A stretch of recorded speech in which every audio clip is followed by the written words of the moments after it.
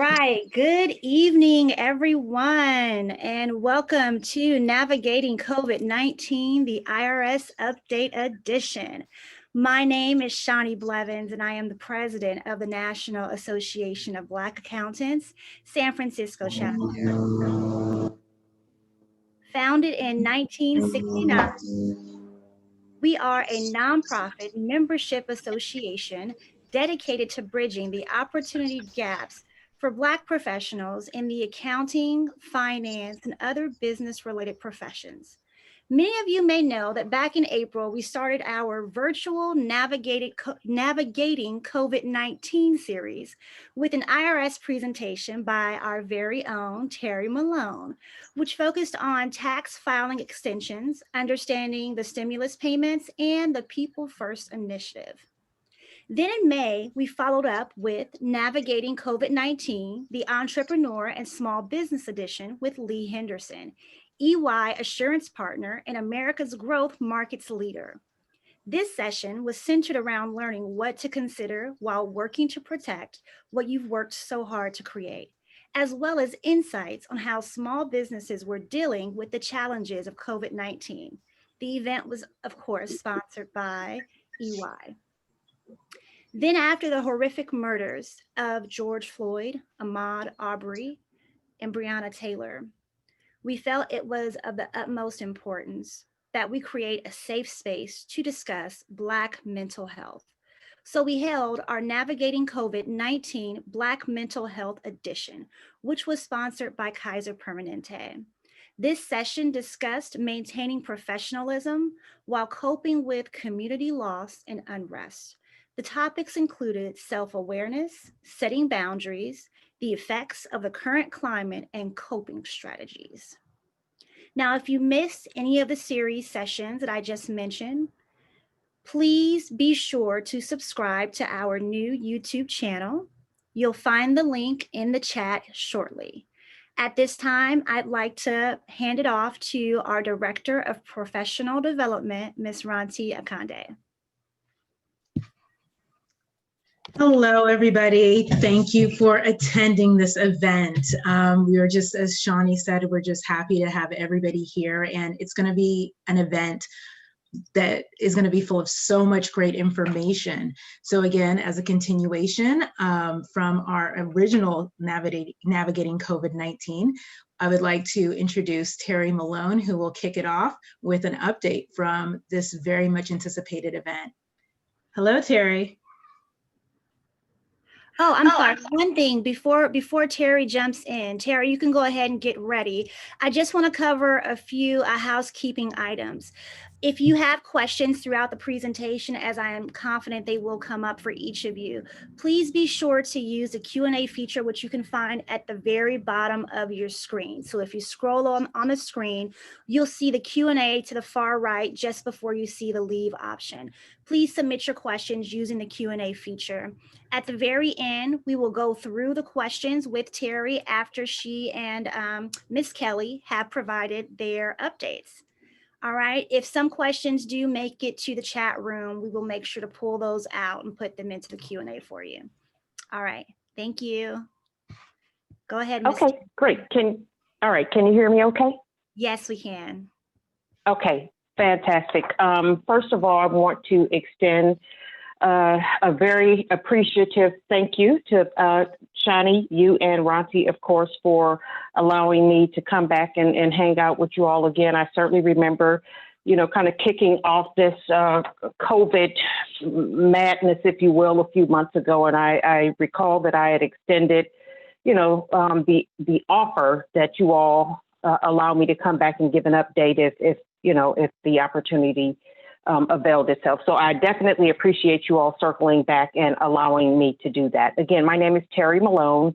I am a senior stakeholder liaison with the Internal Revenue Service. I work out of the Oakland office, and I am very happy to have joining me this evening a little later, Kelly Roan. Kelly is the local taxpayer advocate, also in the Oakland office, and we're both going to give somewhat of an update to the extent that we can as it relates to where we are with COVID-19. So just to kind of give a very quick recap, and I don't know if somebody will advance my slides for me, but I'll let you know when I need that done. So just on Yes, the Terry. first slide. Okay, great. So I'm just on the first slide, just as a very, very brief recap. I apologize. The CARES Act was passed on March 27th of 2020. And as you know, we all know the CARES Act came about because of the coronavirus. CARES Act is really just an acronym for the Coronavirus Aid, Relief, and Economic Securities Act. Again, it was passed overwhelmingly by Congress in late March, and the CARES Act provided certain relief for individual taxpayers and certain relief for businesses. So if we can go to the next slide, I will talk a little bit about some of the things that I'm going to cover this evening. So what I'm going to cover this evening is to give an update on where we are with the status of the economic impact payments, otherwise are also known as the stimulus check. I will give an update on the non-filer portal. There are some extended dates that apply to that non-filer portal. I will talk very briefly about reconciling the payment that has already been received on the 2020 return, and to a lesser extent, how it is you may be able to claim that credit if you had not already received it. And I put an asterisk on that because we've not yet received very much guidance, but I'll certainly share what it is I'm able to. Then I'll talk a little bit about 3 employer tax credits that were available, or made available rather, by the passage of the CARES Act. And lastly, I will give an update on the status of IRS operations. So next slide, please. All right, so the first thing I'll talk about certainly are the economic impact payments. As most of you probably know, and I certainly hope, you know, most of you were entitled to these economic impact payments. There was a basic eligibility criteria for these payments. It certainly had to be a United States citizen. You had to have an AGI, or an adjusted gross income, below a certain threshold, as shown on the screen: 75,000 for single, 112,500 for head of household, 150,000 for married filing jointly, in order to receive the maximum payout. Okay, so the maximum for just a single or head of household filer would have been 1,200. Maximum for married filing joint, again, assuming that you met the income thresholds, would have been $2,400. One of the other criteria is that you could not have been a dependent on someone else's tax return. Okay, so single, head of household, married filing jointly, under the thresholds that are shown on the screen, and could not have been claimed as a dependent on someone else's tax return. Those payments would have been automatic in most cases. The eligibility would have been based on, at the time, more likely than not, the filing of your 2018 tax return. Because if you kind of think about it, when the CARES Act was passed, which was the end of March, the 2019 return would not have been due to be filed yet. And so most of the original payments that were issued were based on the filing of the 2018 tax return. Okay, so again, the automatic payments would have been based on whatever the most recently filed return would have been, either 18 or 19. As of early September, there have been over 153 million direct payments issued. Now, direct payment can mean a couple of things. If a taxpayer filed a tax return and they were due a refund and requested that that refund be issued through direct deposit, then those economic impact payments would have been deposited to the bank account that we would have had on file. If the person had a balance due, then they would have had the option of entering or providing to us their bank account information and having those payments issued through direct deposit.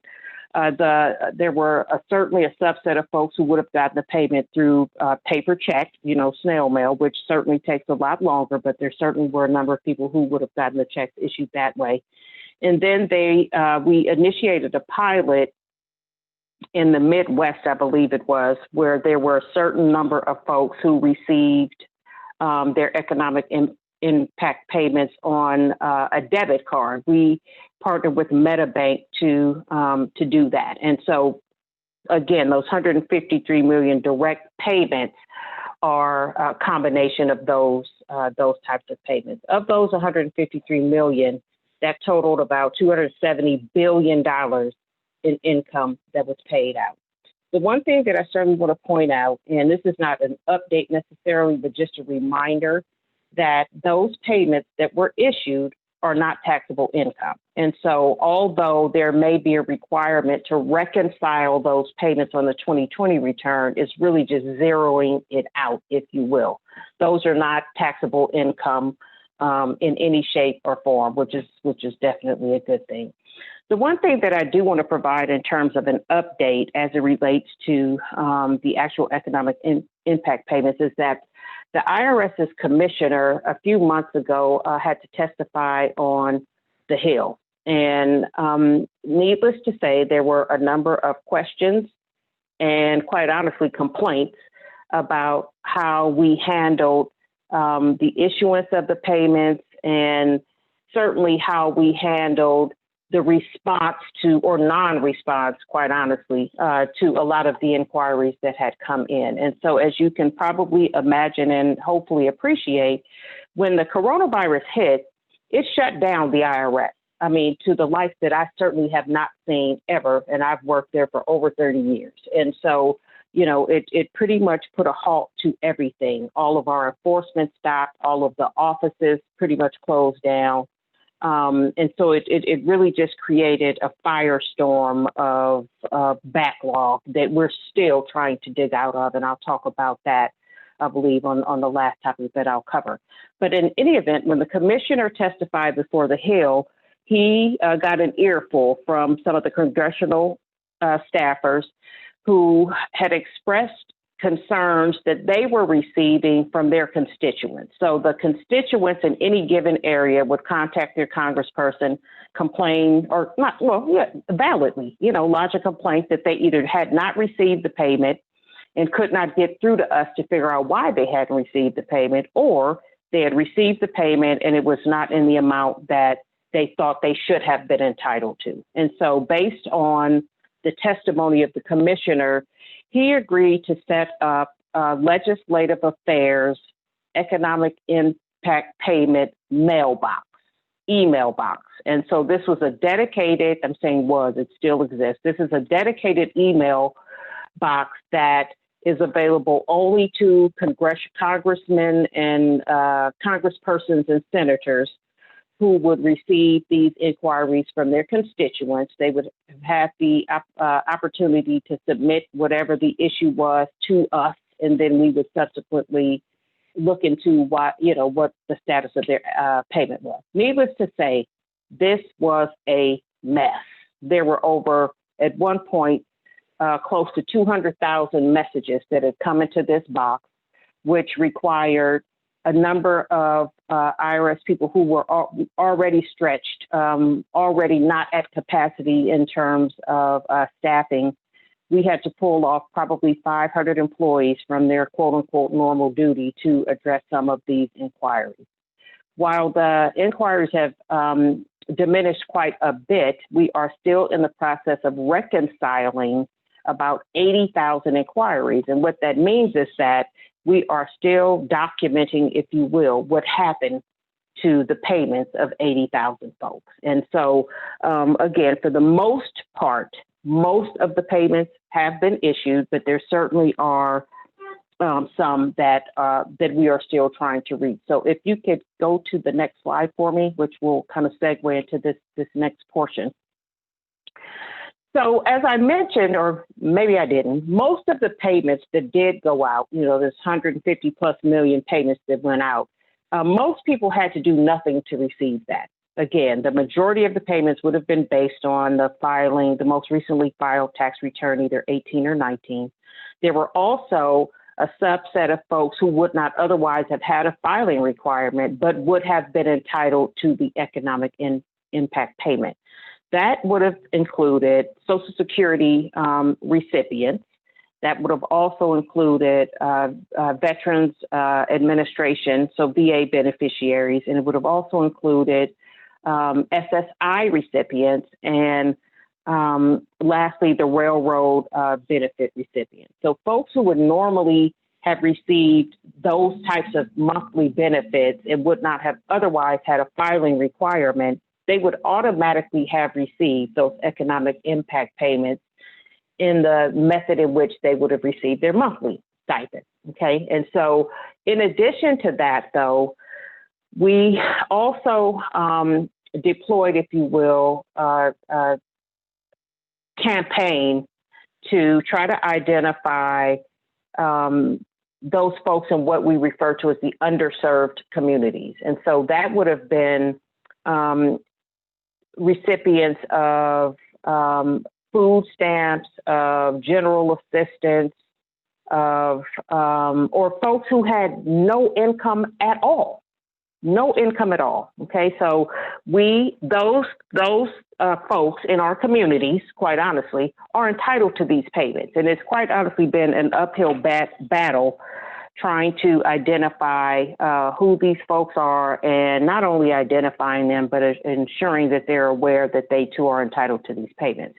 And so on IRS.gov, there's a non-filer portal that we are encouraging these underserved communities to visit and to enter some basic information. So in general, there are folks who do not normally have a filing requirement, and that is because they have income, less than $12,000, no income at all, or what we would otherwise consider to be not taxable. Okay. And so again, non-taxable income would be examples that I just gave: Social Security by itself, SSI by itself, Veterans Administration benefits by themselves. Okay.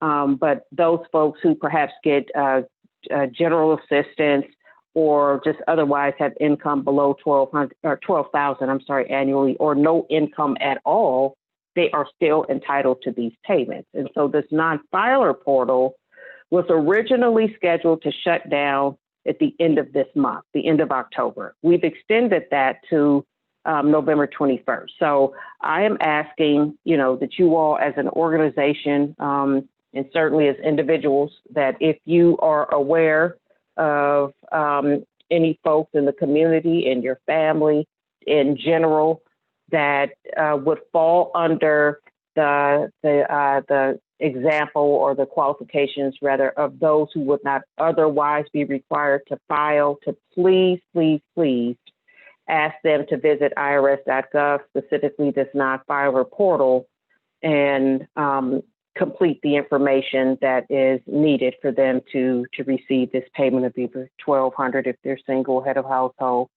or $2,400 if they're married. Okay, the non-filer portal is not for people who have a filing requirement. If they have a filing requirement, they need to file. If there is no filing requirement, though, they still have the opportunity to qualify, if you will, to receive this payment in this calendar year, but they need to do that by November 21st. The last bullet on this particular slide really talks specifically about the homeless initiative. Again, the commissioner has always been extremely vocal about the underserved community. Very, very vocal about that. I don't know how much you all know about the current commissioner, but he was a tax professional for a number of years out of Southern California. And I think he, oversaw like a free law clinic, but always has been very involved in community initiatives, if you will. And so this is something that he is very passionate about, not just the homeless community, but just the underserved communities as well. And so kind of veering off a bit, what you will see and read and hear, in the days ahead is our pivot, if you will, to reaching those communities where English perhaps is a second language, or reaching those communities that would not otherwise have any occasion to talk to us or want to talk to us or anything like that. So we're certainly reaching out to churches in the communities, to organizations that cater to the underserved. And so, again, please, to the extent that you can, assist me in sharing the message that we are still trying to identify folks who may otherwise be qualified for these payments. They're entitled to them. It's not taxable. It'll put, a minimum of $1,200 in their pocket, an additional $5 for any qualifying dependents. Let me back up for 1 second before we advance to the next slide. I did want to speak a little bit about qualifying dependents. So I said earlier when we talked about just the basic eligibility for these payments, $1,200 for a single or head of household, $2,400 for married filing jointly, again, assuming that, their adjusted gross income was below the amount that was shown on a previous slide. In addition to that, though, there were additional amounts that were allowed for qualifying dependents, and that amount was $500 per qualifying dependent. What a qualifying dependent is for this round of payments is any person under the age of 17. And so we got a whole bunch of pushback and squawking about that, and I understand. Okay, so if you think about that, any of you had children who are 17 and over, clearly, a 17-year-old is clearly still going to be your dependent. But based on the way the CARES Act was written, and the provisions specifically related to the what would be considered a qualifying dependent, under that first iteration of the CARES Act, any child over the age of 16 would not have qualified you for any additional stipend. Okay, and so I just wanted to make that, I don't know that I made that clear originally, but certainly want to make that clear now that for purposes of qualifying dependent and that additional $500, under the CARES Act, qualifying dependent means under the age of 17. Now, there has been some talk about a second round, if you will. I believe I've heard the HEROES Act. I'm certainly not going to quote anything because I've not seen anything in writing necessarily, just some, verbal bantering back and forth about what that perhaps would look like. It is safe to assume that nothing will happen before the election. The Senate is in recess until after the election. So it's very unlikely that anything will happen before January. I would assume this will be taken up by either the current administration or a new administration, depending on how that goes. So the only thing that I have heard that may differ is as it relates to the qualifying dependent. Okay, and so from what I understand, and again, this is certainly nothing to put in cement yet, but from what I understand, the income limitations will be very similar to what they were under the CARES Act. The one difference that I've heard that is certainly under consideration, a lot of that probably has to do with some of the pushback that some of the congressional offices received, has to do with what a qualifying dependent will be. And so I know that the one thing under consideration is that a qualifying dependent for purposes of this second round, if there is one, will be anybody who would otherwise qualify as a dependent. So that would include, college-age children, elderly parents, et cetera, anyone that would otherwise qualify as a dependent. So I just say stay tuned on that. Certainly, if something comes out with this second iteration of some assistance, then surely you guys will hear about that. You'll probably hear about it before I will. So that's just kind of how that goes. All right. So next slide, please. Okay, so I think I heard, and it didn't advance on my cell phone, but I'm going to assume we advanced. Okay, there we go. Thank you. All right, so on the recovery rebate credit, again, unfortunately, I was hoping that when Ronti had reached out to me and I, expressed what I thought I'd be able to cover, I was hoping that we would have guidance. I was going to say more guidance. We really don't have any, but I was hoping that we would have guidance in terms of the reconciliation of the payments that we'll receive this year to, the 2020 return. We have not received anything. The only thing that we have been told officially is for those who did receive the economic impact payment. Everyone who did receive it should have received a notice 1444. The notice 1444 would have told the amount of the economic impact payment that would have been received by any one individual.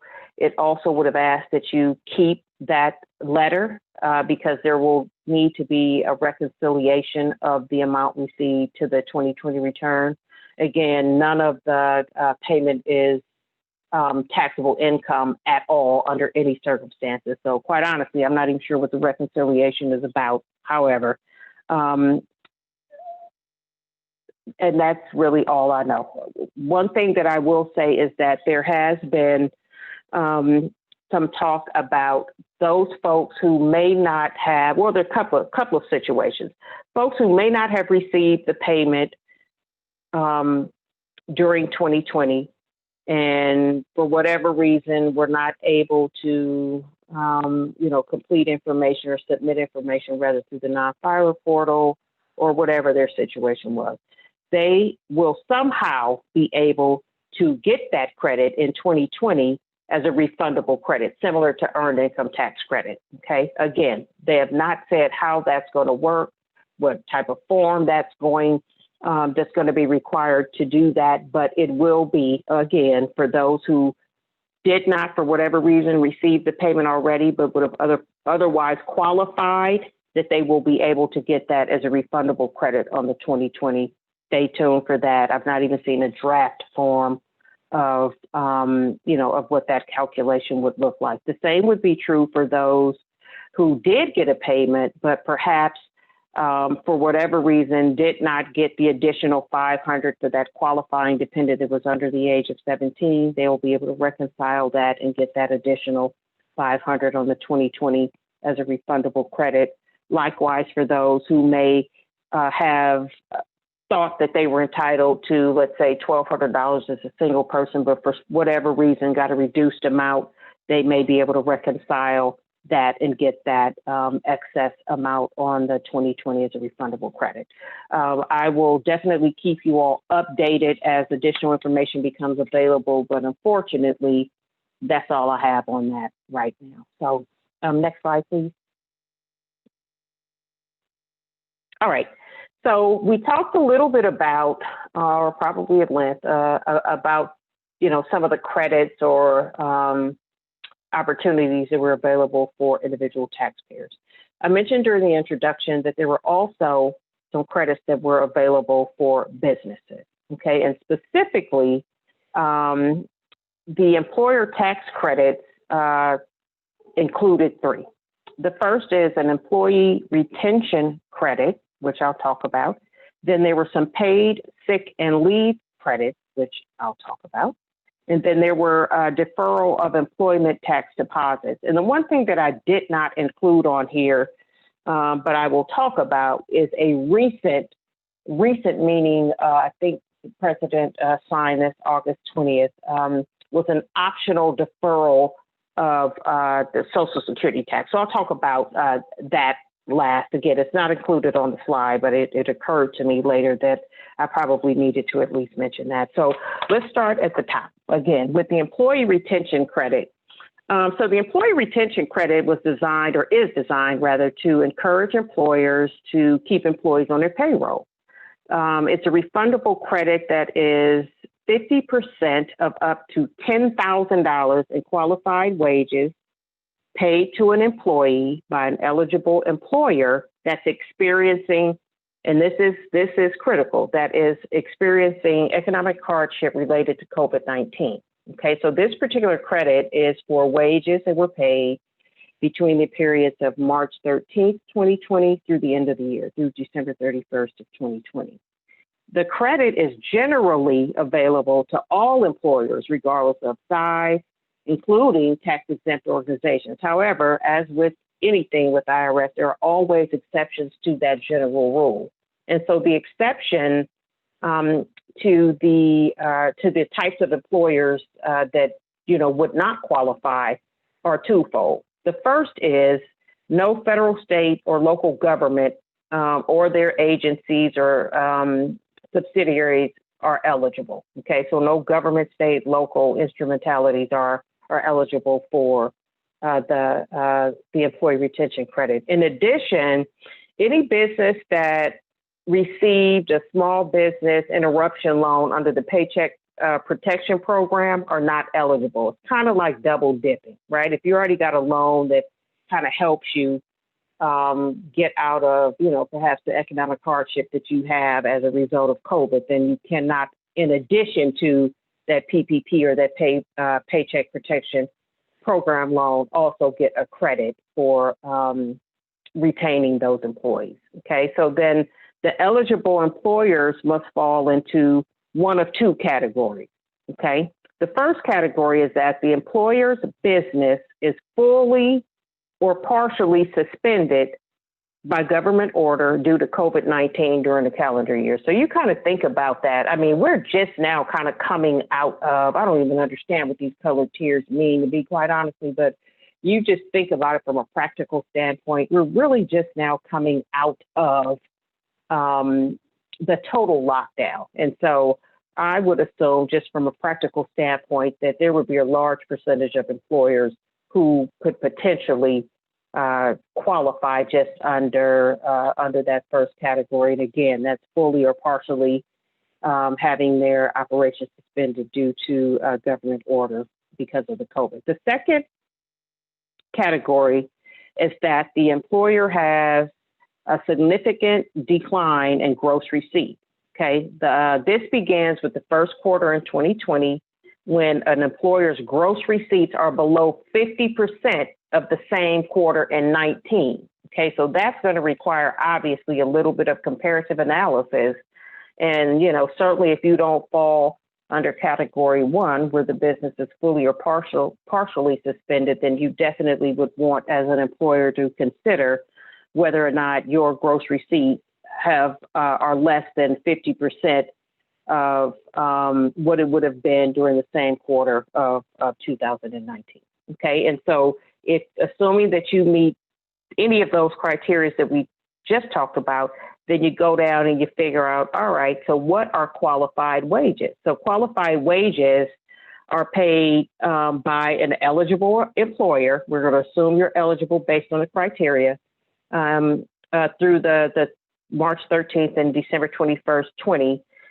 Those wages would include any related health plan expenses, and it's going to vary based on the number of the business's employees in 2019. So there are two categories of that. If the company or the business rather has 100 or fewer employees, then the credit is based on qualified wages paid to all of the employees, whether they worked or not.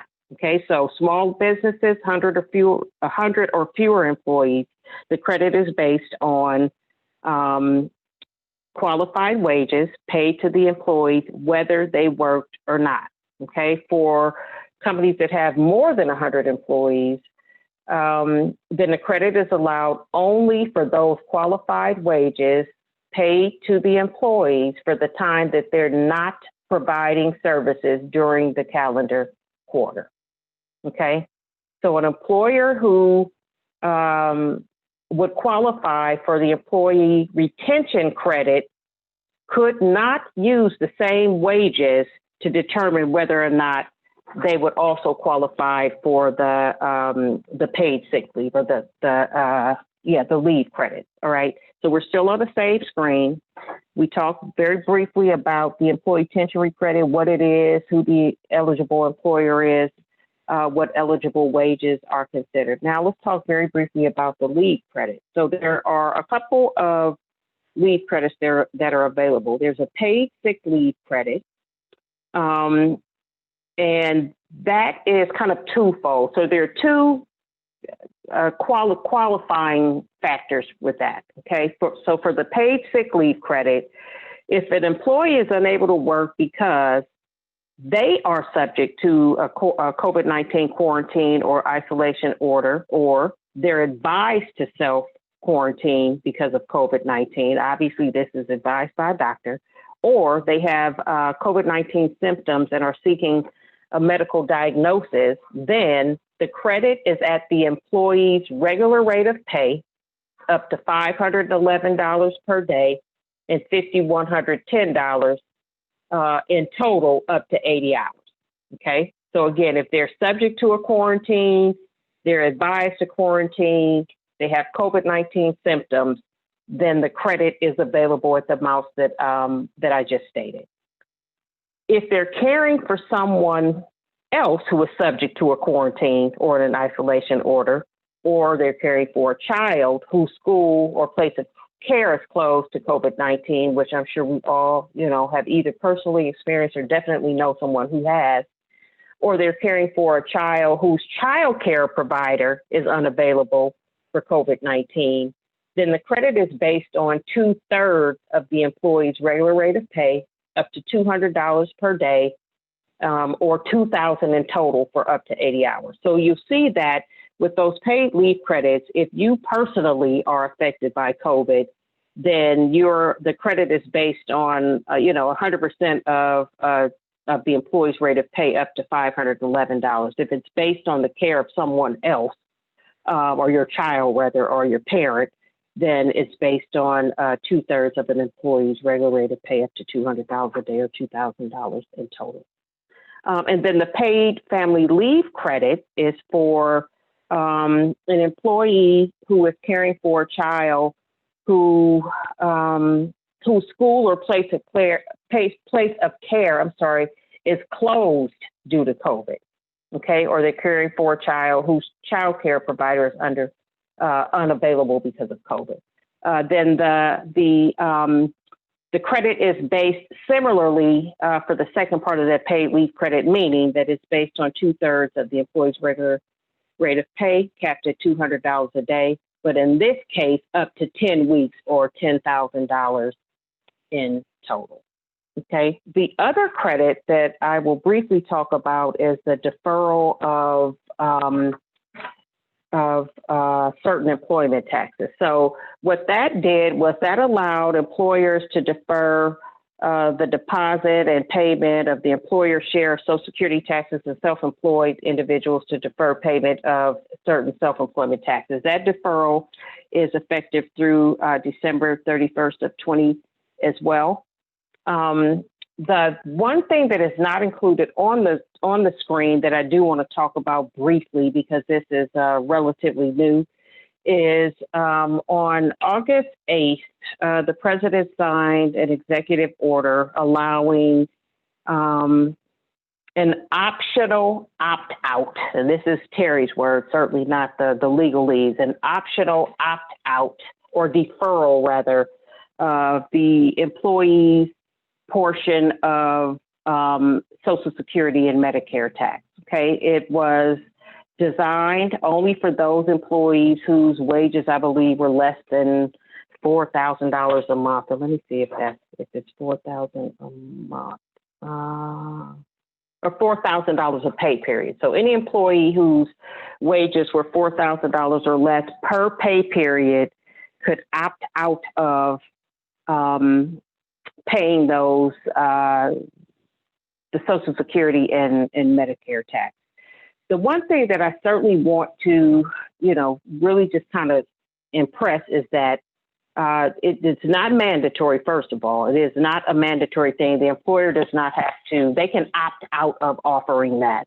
But the thing that I certainly want to impress is that if an employee has the opportunity to do that, they absolutely need to understand that that is really just kind of like a payday loan to me.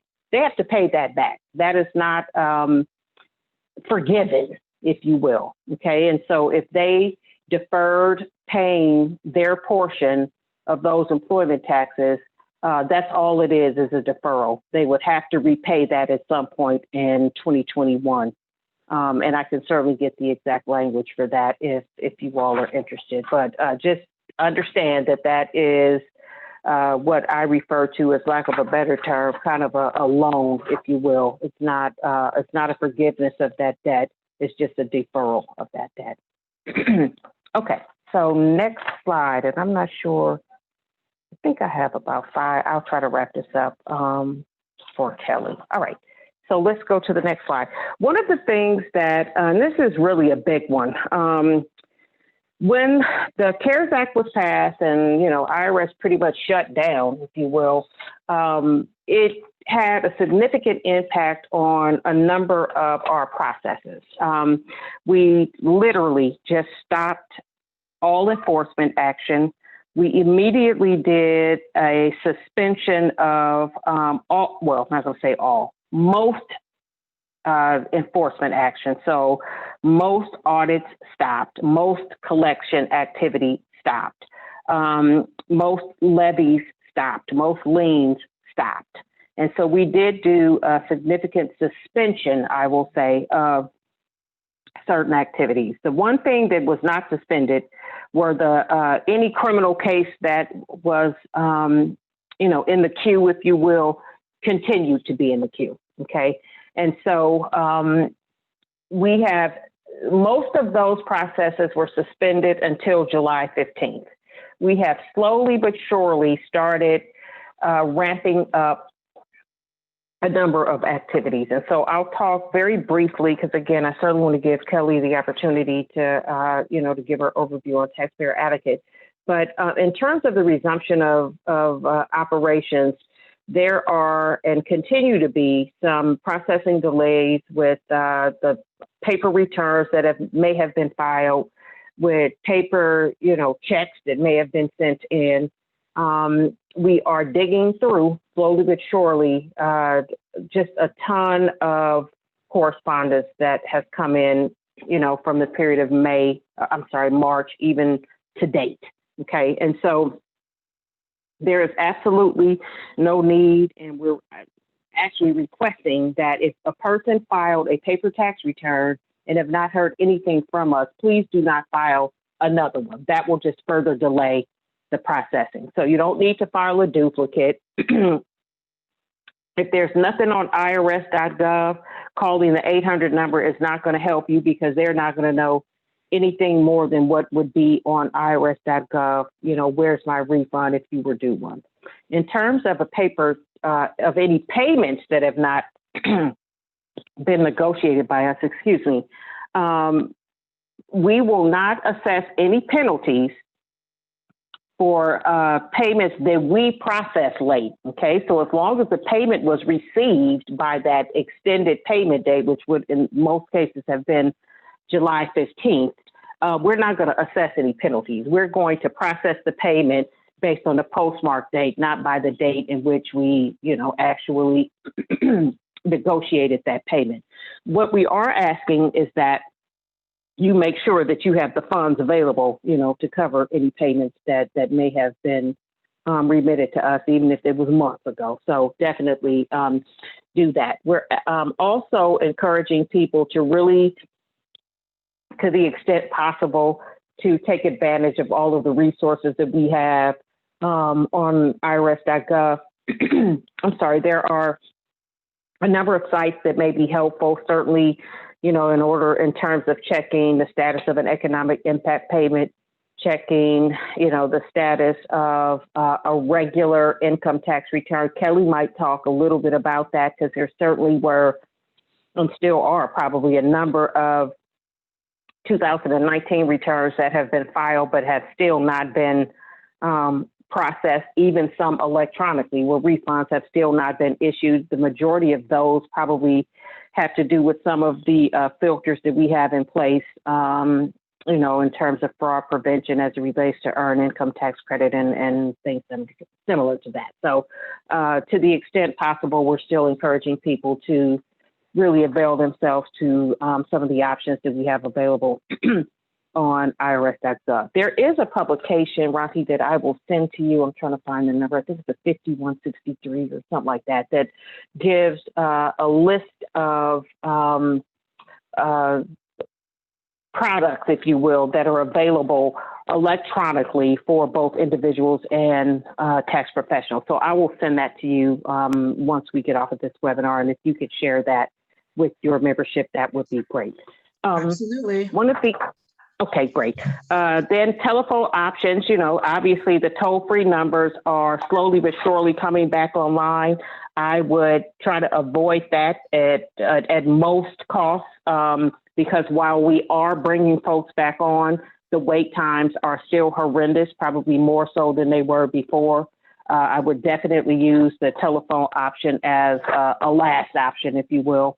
Taxpayer assistance centers are also referred to as our walk-in offices. They have in some locations started reopening, but as with prior to the pandemic, even now you are required to have an appointment. You cannot just walk into an IRS office and conduct business. And so if there is some need for you or any of your clients to go into a walk-in office, definitely check irs.gov to make sure that particular office is open and accepting appointments. I'm not even sure if the Oakland office is open for appointments. Kelly may know, but I do not know. But definitely, again, if there is some reason that you need to go into an IRS office, check irs.gov to make sure that office is one that is accepting appointments. And last but certainly not least, just an update on where we are with enforcement. Excuse me. As I mentioned earlier, there was a suspension of most enforcement activities. So all audits kind of ceased, all collection activity kind of ceased. I can assure you that collection is definitely ramping back up. I cannot say that they are actively out in the field because we are still sheltered in place as an agency. Most employees are still working at home. I personally have been in the office once since March. And I think that is probably the case for most employees if their work is portable, meaning they don't need to go in the office. But definitely be aware that notices are starting to go back out from the campuses, collection notices. The revenue officers are starting to make contact with taxpayers and taxpayer representatives. I do think that to the extent possible, that, things can be handled remotely, that will still be the case for the foreseeable future. The actual examinations are starting back up. But again, we're still very limited in our face-to-face interaction. I think to the extent that examinations can be conducted through correspondence, that's what we are leaning toward. So stay tuned on that for sure. I think that's it for me because for now, I definitely want to give Kelly an opportunity. So let me make sure she's on. Kelly, are you on? Kelly? I see Kelly is connected. I'm not sure Yes. if maybe she's having some connectivity issues. Let's see. And right before we move on to Kelly, we do have a question in the Q&A for you, Terry. So the question is, if you made payments in time of deadline, but still receive a penalty letter, do you assume that it's system generated and just haven't been processed, or what do you advise as a follow-up? Yeah, absolutely. And that's a very good question, as a matter of fact. So there are some Series 500 letters that are going to come out. These are all auto-generated letters. They have to do with balance dues and penalties and things like that. Those letters, again, so the Series 500, and I'm glad the question was posed, but the Series 500 or 500 series letters, again, are balance due notices that are going to start coming out in late October. So I'm not sure if this participant actually received a notice or is just asking what it is they need to do. But these notices were paused back in May, obviously due to the COVID situation. So there are a number of letters. There's a 501, which is a notice that will alert a taxpayer that they still have a balance due, what their options are, et cetera. A 503 is a letter that will alert them that the IRS hasn't heard from them and they may be subject to a lien if they didn't pay. A 504 alerts the taxpayers that they must pay their balances immediately or, possibly face a levy of the state income tax refunds, blah, blah, blah, blah, blah. And so these letters are automatically generated. What I would say is that if the payment was made before the deadline, disregard that notice. If they get a subsequent notice, then they just need to submit a penalty abatement, because we're not going to penalize anybody who made the payments before that extended deadline of July 15th in most cases. And so it was easier, I won't say easier, I think it was cheaper, I know it was cheaper for them to, Kelly just sent me a message, so hold on, that threw me off. No, it was cheaper to let those letters go out automatically than it would have been for them to reprogram the system to do something differently. So hold on a second, let me see what Kelly is saying. She says, let them know it says my phone is muted. Oh, well, she needs to unmute. I wonder if she can hear us. Yes, Kelly, I sent Kelly a message as well, so I'm not sure if she can hear us. Let me ask her. Okay, so I hope that answered. If not, please circle back. Is that the only question in here for me so far? Yes, that was the only question for now. Okay. Wow.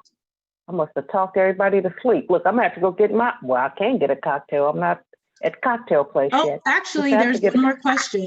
Actually, one more question before that cocktail. Okay. So the next question is, I filed my 2018 taxes, were received and processed by the state, but still do not show with the IRS. I do not owe anything. Is my only option to wait? Okay, so was the 2018 filed electronically? Let's see. Brittany, could you please respond? Well, no, it was paper. Oh, paper. Oh, wow. Okay. And so did Brittany, and I'm trying to pull this up, see if I can see her question too. While I try to do this, Brittany, hold on. Did you have a filing requirement for 2019? She went through a tax accountant. Okay, but did you have a filing requirement for 2019? Yes, she does. Okay, when was the 18 filed? I can see it now. I'm able to pull perfect. it up. So when did you file the 18, Brittany?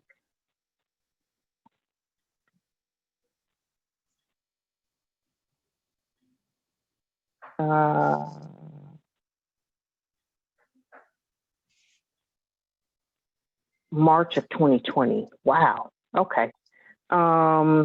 Yeah. So if you filed it by paper, wow, that's awful timing. Not obviously not your fault, but if you filed that around the shutdown, right? Okay. So if you filed that in March of 20, and it's filed by paper, I have zero idea how long that's going to take for you to for that to be processed.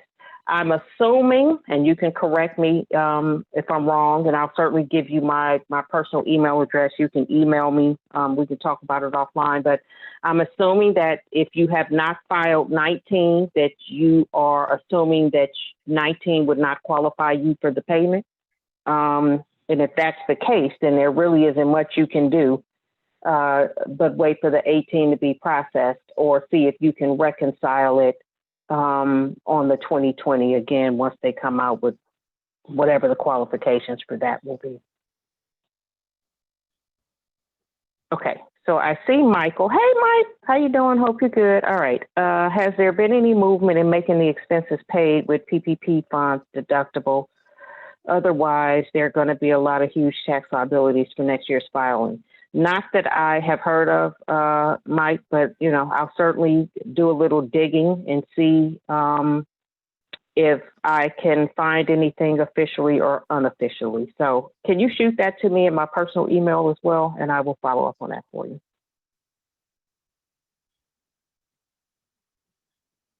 Brittany says she's conflicted. I know. Okay. Kelly. All right. Should we try and get Miss Kelly on? Yep. Yes, it Kelly, are you seems. still with us? No, she is not with us. I think she's trying to log back in. Okay. But great questions, everybody. So while we're waiting for Kelly, I will give my personal email with the caveat that I am on jury duty. Probably I've been on for a couple of weeks and probably will be on for about another week or so. But if there are questions that come up after we disconnect this evening, please feel free to just shoot me an email.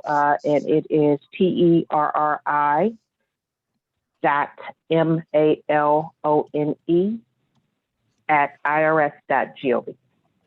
So terry.malone@irs.gov. Or if questions come in, Shani or Ronti, that you want to, capture all at once and send to me. However, it doesn't matter. You can contact me directly, or you all can kind of gather them and send them to me, whatever works better. Perfect. Thank you, Terry. Okay. There's one more Absolutely. question that just came in while we're waiting on Kelly to reconnect. The question is, we filed an amended 2015 tax return for a client in 2019. She received a letter from the IRS in April 2020 that a check refund would be mailed to her in 8 weeks. She still has not yet received the refund. What do you advise we do? See, that's a great question for Kelly. Hopefully she will be able to connect. So the Taxpayer Advocate's Office, and I'm not sure, how familiar you all with that. I know Mike Steele is definitely familiar with Taxpayer Advocate, and I think has even met Kelly or spoken with her at least a couple of times. So Taxpayer Advocate is kind of an independent agency, if you will. And they truly are that, an advocate for the taxpayer. They deal with situations where taxpayers or taxpayer representatives have not otherwise been able to get a resolution to something that's been ongoing for whatever reason, right? And so Kelly would certainly be able to, or somebody on her staff would have at least access to the system that would be able to kind of track what's going on with that particular case. So let me say this. If they said a check would be mailed in 8 weeks, she still hasn't received the refund. One thing that I would suggest, and when Kelly comes on, she can certainly, give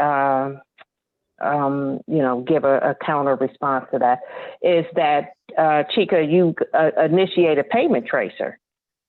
Payments don't take 8 weeks. So I'm assuming this was a paper check that they were mailing. And if a paper check hasn't been received in 8 weeks, then I would certainly, at the minimum, initiate a payment tracer, have IRS, and I'll send me an email. Can't think of the form number. I'll try to find it right quick. But there is a specific form that you can complete that will initiate a payment tracer.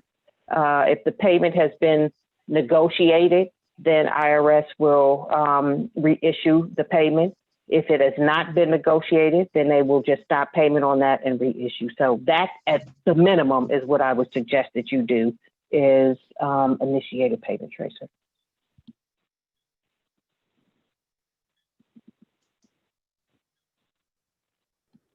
Chica said, You're thank welcome.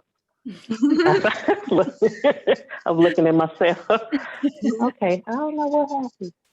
Okay, Kelly says, I can hear you, but you can't hear me. My phone is not on mute. Okay. Is she, I don't see her in the panelist or attendees, so. let me see if she is under the panelists. I mean, the Or participants. under attendees. I do see a Kelly. Let me check if this is her. Okay. Terry, can you tell me the last digits in her cell phone number? I have no idea. We have 2 individuals connected by phone. I'm wondering if one of them is her. Okay, let me ask her.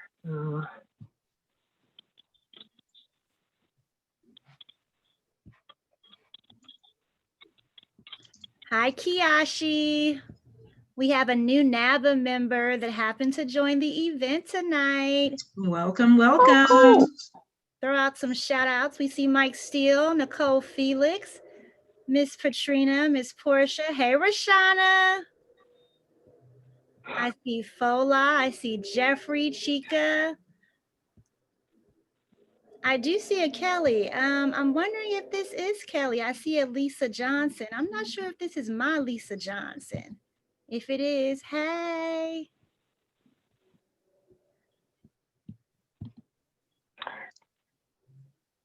Okay. See, okay, so Kelly is sending me, I'm able to see my IRS email from my cell phone. So that's what I'm seeing is the email. So I'm not texting with her, so I don't know the phone number. But I just sent her, I just responded. So hopefully, Kelly, if you can hear us, I'm wondering if that's you logged in as a participant. Also, Kelly, maybe if you can message in the group chat, that would help us. Yeah, that's her. She says this is, oh no, that's you saying, is this Kelly from TAS? Okay. I thought that was her. Okay.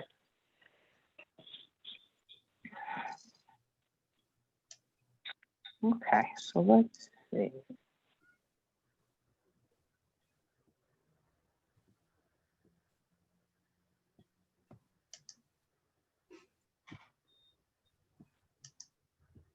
All right. Don't be afraid, though. If there are other questions that come up, please feel free to. Okay, so I see something. I do see something. Okay, so this is from Nicole. I don't think I answered this. If you made payments, oh no, we got Yes, to you did. Nicole. That That's was the payment question. Okay, yeah.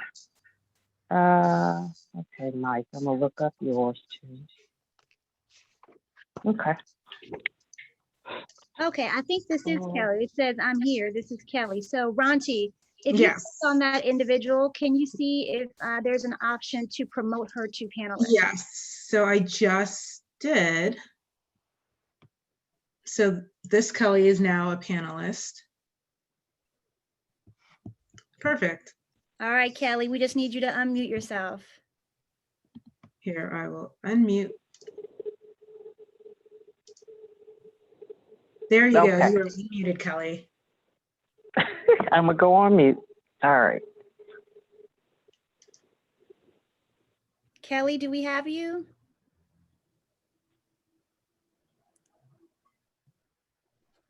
I don't hear anything. Kelly, if you are speaking, we cannot hear you.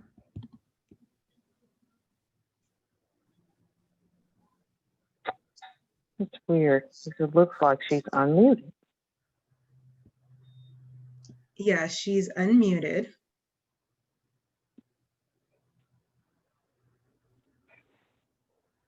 Okay.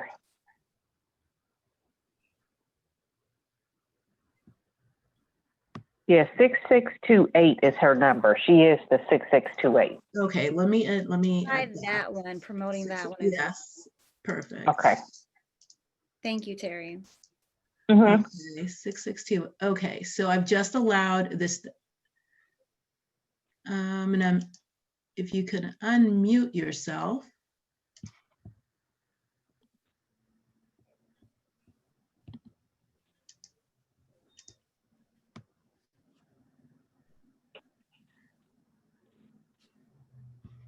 Hello, Soror, Lisa Johnson. I thought that was my Lisa.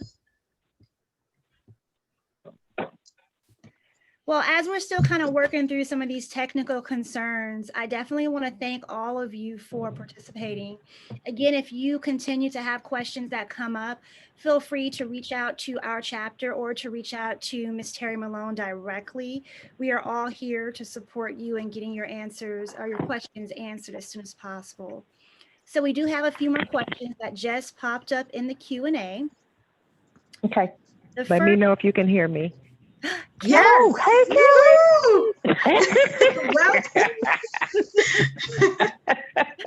All right. So we're going to pause on the question and we're going to give Kelly some time to share and then we'll come back to the Q&A portal. Please continue to pop your questions in there for us. All right, Kelly, it's all Okay, yours. thank you guys. So my name is Kelly Rowe, and I'm with the local taxpayer advocate. And today I'll be discussing advocacy in action. Also should be on the call is Ava Pointer. She's the group manager in the local taxpayer advocate office. Are we doing slides? Yes. Let's see. Here Okay, you go. get back. I don't know what's wrong. So, okay, so can you please go to the slide, starting off with, I will explain how TAS address EIP inquiries. Yes, we are there.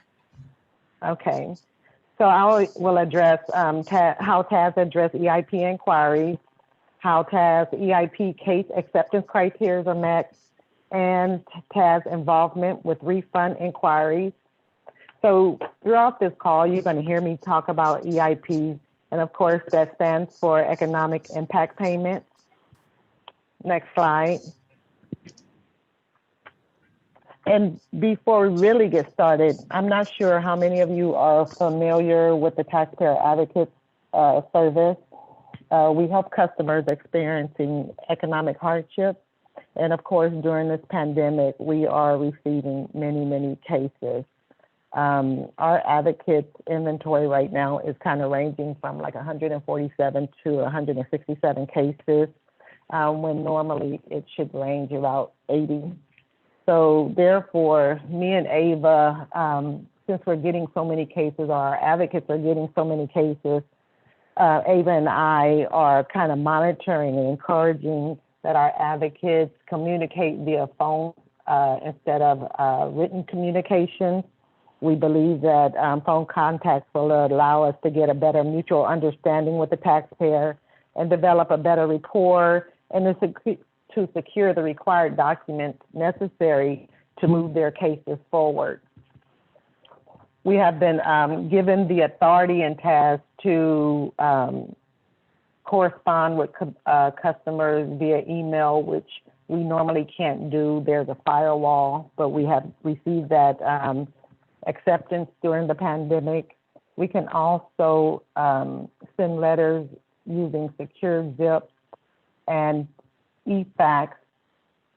And we also now are using digital signatures, meaning we could receive taxpayers' correspondence or forms with a digital signature versus a live signature.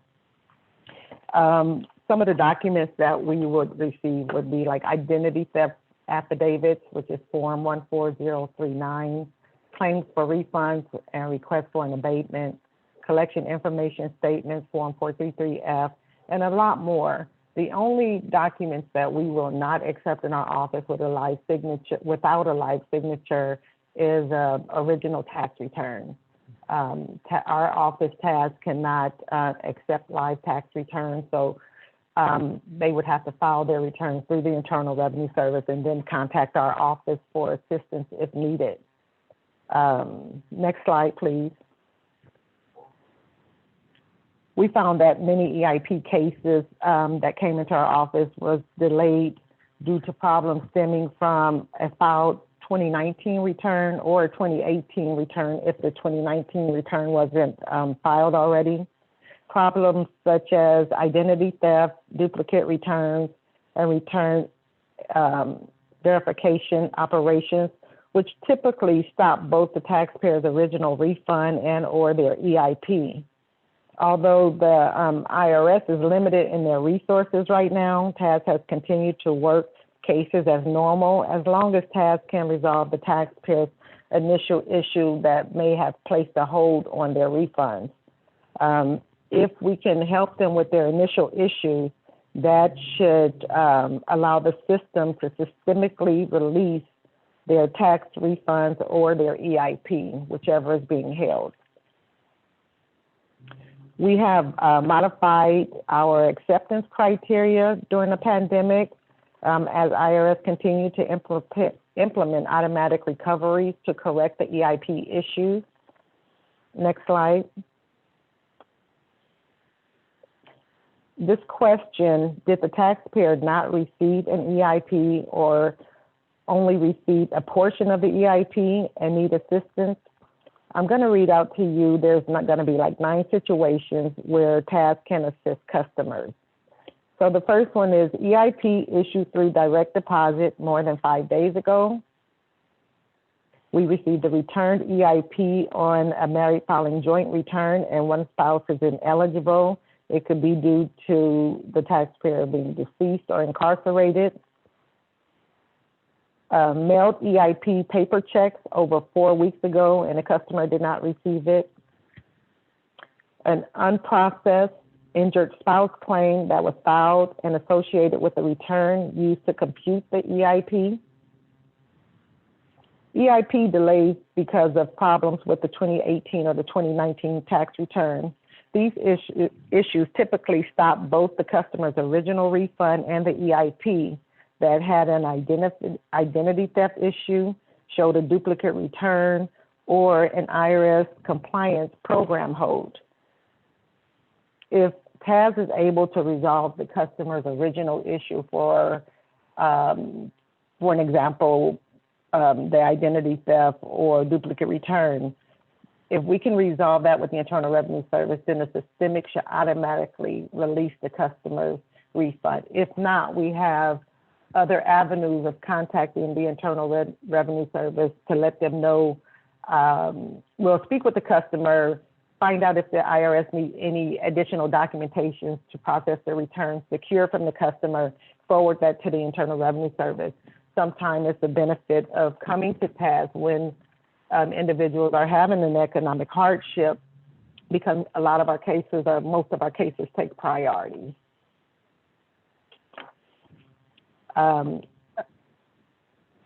Unresolved math errors. The taxpayer received a notice from the Internal Revenue Service for 2018 or 2019, which the IRS computed the EIP, and the IRS hasn't corrected the problem. The EIP return is full. The EIP was returned in full by the taxpayer, either because they were ineligible or due to religious objections. And then we have returns that have math errors, reasons for the return not to be processed. The taxpayer received a notice from the IRS about an error on their tax return, and the IRS fixed their account, but the taxpayer still did not receive their correct amount of the EIP. And then the last one is beginning October 15, 2020, TAS will accept cases for taxpayer who use the IRS non-filer tool to add qualifying children if it was done before September 30th, 2020, and have not yet received the qualifying child portion of the EIP. Next slide.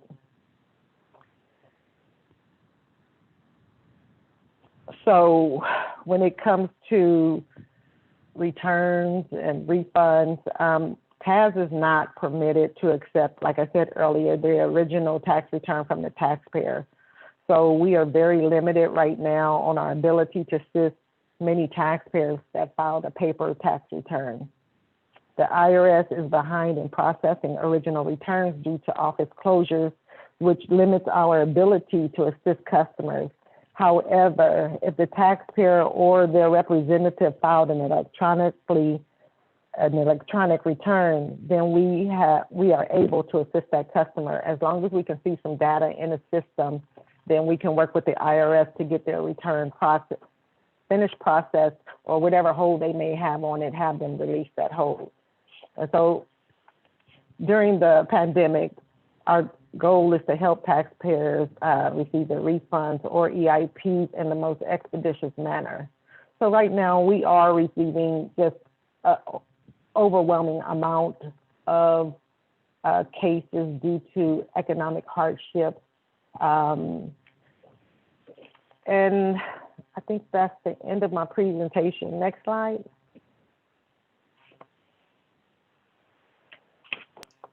So I need to ask, do anyone have any questions?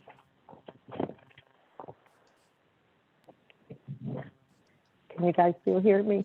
Yes. We hear you. Thank you so much.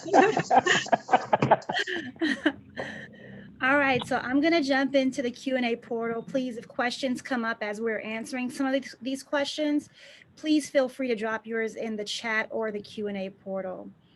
All right, so before we were able to hear you, Kelly, there was one question that was posed that Terry responded to, but she also wanted us to share the question with you in case you have some additional information you'd like to share for this individual. The question is, we filed an amended 2015 tax return for a client in 2019. She received a letter from the IRS in April 2020 that a check refund would be mailed to her in 8 weeks. She still has not yet received the refund. What do you advise? From what I recall, I believe Terry advised that they initiate the payment tracking process and that there is a form that would need to be submitted to initiate that process. So we're just wondering if you have any other advice or suggestions. The only additional information that I can add to that is they meet task criteria because has it been over 30 days? Yeah, she said it was April 2020. Yeah, so a case like that, because the IRS failed to respond or comply within 30 days, then that case would meet our criteria to come into our office. And then we would look at their issue or situation and work with the Internal Revenue Service to ensure that that refund is released. If there's a reason that it had not been released, then we would inform the customer about that and see if any additional information is needed for them to move forward. Wonderful. Kelly, as we're going through these questions, can we share your contact information? Yes. Or even the office? Well, let me give you the office contact information. Okay, So go ahead. I'm gonna give you the telephone number to our intake line, which is area code 510-907-5269. You said that is the intake line? Correct. 510-907-5269. That's correct. Right. Thank you, Ronti. All right, the next question is this the place to ask a home office question? If so, can we claim home office during COVID if we are now working from home, but do not have a dedicated work-only space? If this is going to be the way off topic today, then I understand. I think this is a great This question. is a perfect question. Okay, well, I can take that one. I can try to take that one. So,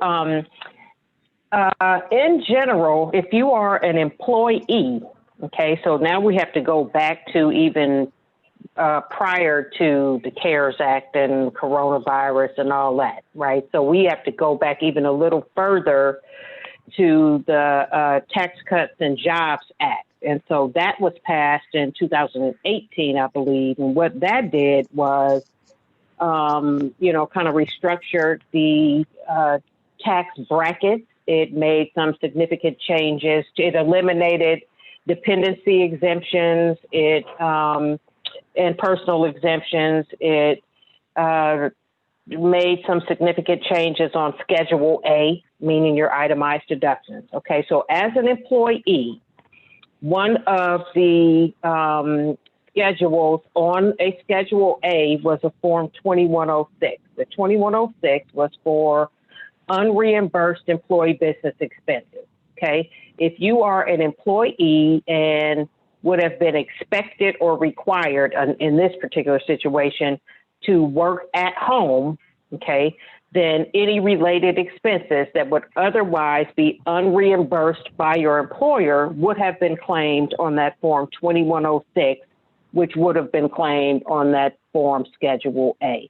The Tax Cut and Jobs Act eliminated that. So that's a very long way of saying no, because that was eliminated prior to the CARES Act. Those were changes. The changes that were made as a result of TCJA are in place through 2026.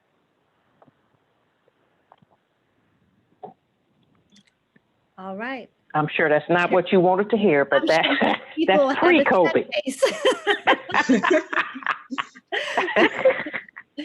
Thank you, Terry. All right, the next question is, Terry, did you say that dependents under 17 were not eligible for the economic impact payment? If my college student is a dependent but over 17, should she apply?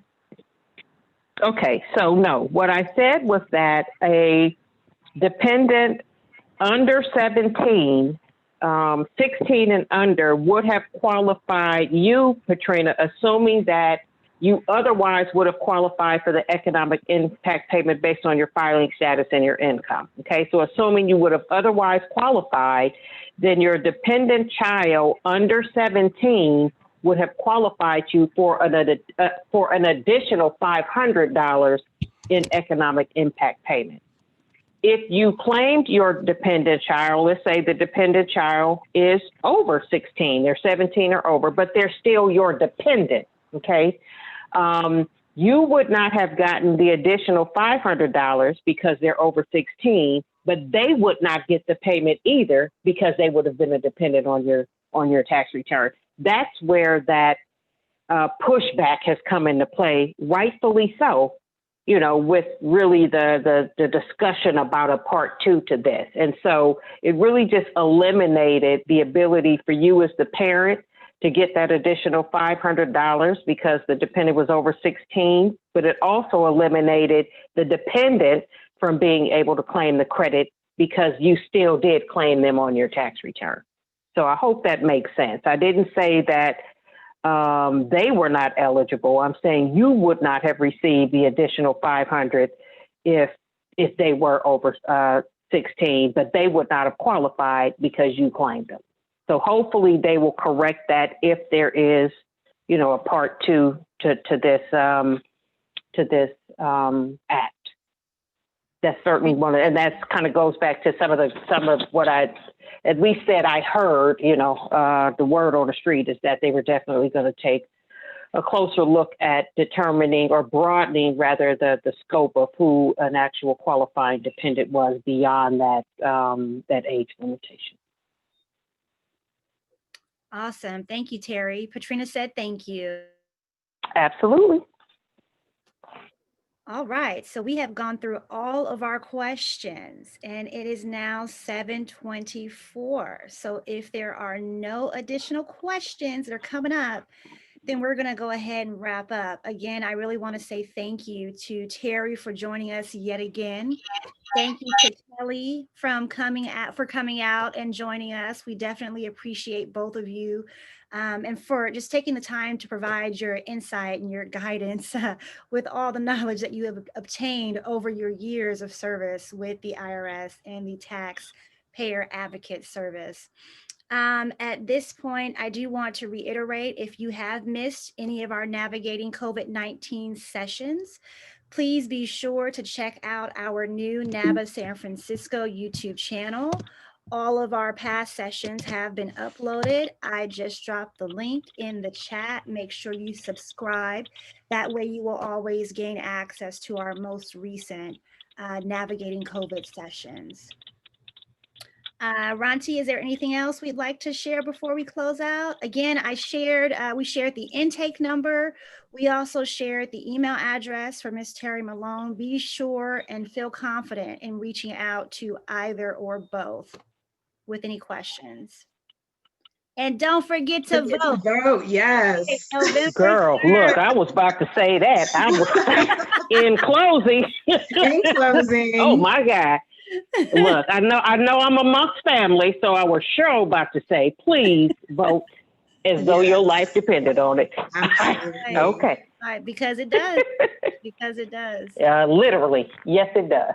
Yeah. So I just want to thank you all again. I know I thanked you up front, but I want to thank you all again, really, for the opportunity to just, kind of circle back and give an update on where we are, with this pandemic stuff. I'm sure there will be, another opportunity to provide even more, and especially if on the other side of the election that there is a second iteration of, the CARES Act, whatever it's going to be called. I would assume that there will be another opportunity perhaps for me to give even a third update. So I look forward to that. I appreciate again you all allowing Kelly and I to participate. Sorry, Kelly, for the technical stuff, but definitely glad you were able to join. And Thank you guys very much. yeah, just thanks again. Continue to stay safe, and let's just pray for each other. And I'm gonna leave it at that.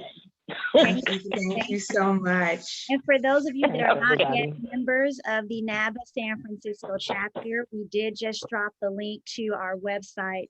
Feel free to check out the site. We always post updates on upcoming events and things that are going on within the chapter. So if you're not yet a member, we are excited and waiting to welcome you into the new NABA SF family. Again, thank you all for coming out. We hope it was very informative.